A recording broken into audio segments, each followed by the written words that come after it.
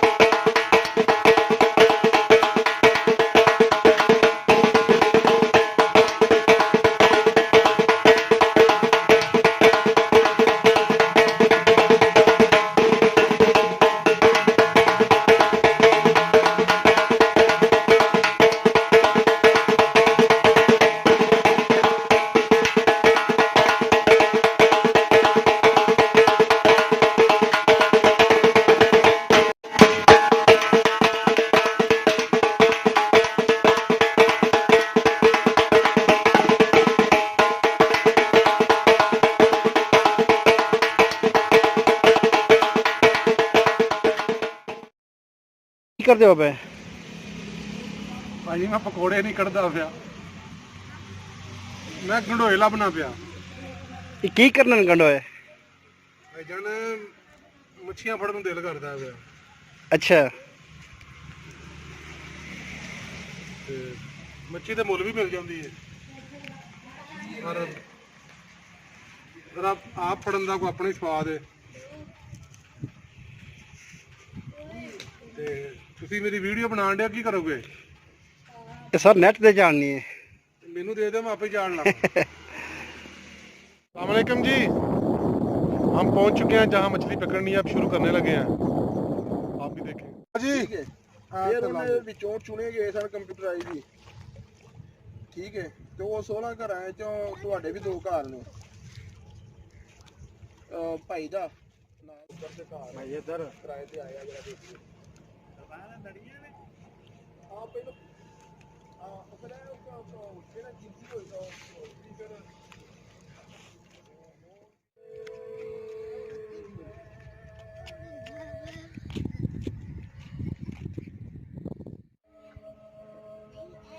लगती है लेकिन तुणके मारती है। ला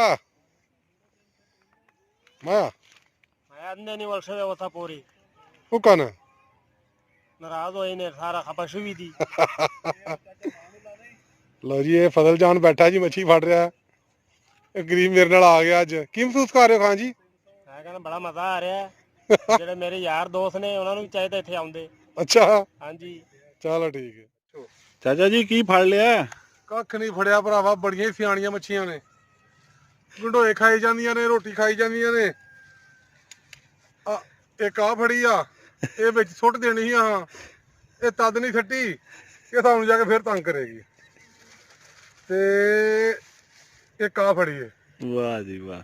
ਹੁਣ ਜਨਾਬ ਇਹ ਵਫਾ ਕਰਨ ਲੱਗਾ ਰੋਟੀ ਦਾ ਅੱਛਾ ਹੁਣ ਅਸੀਂ ਰੋਟੀ ਖਾਣ ਚੱਲੇ ਆ ਵਾਹ। ਰੋਟੀ ਖਾ ਕੇ ਆ ਕੇ ਇੱਕ ਟਰਾਈ ਹੋਰ ਕਰਨੀ ਏ ਹੁਣ ਕਸ਼ਤੀ 'ਚ ਬਹਿ ਕੇ ਜਾਓ ਤੇ ਆ ਕਸ਼ਤੀ ਦੀ ਪਰਮਿਸ਼ਨ ਹੋ ਗਈ ਕਸ਼ਤੀ ਜਾਵਾਂਗੇ ਜੀ ਵਾਹ ਜੀ ਵਾਹ। ਵਜੋਂ ਨੇ ਚੱਲੇ ਰੋਟੀ ਖਾਣ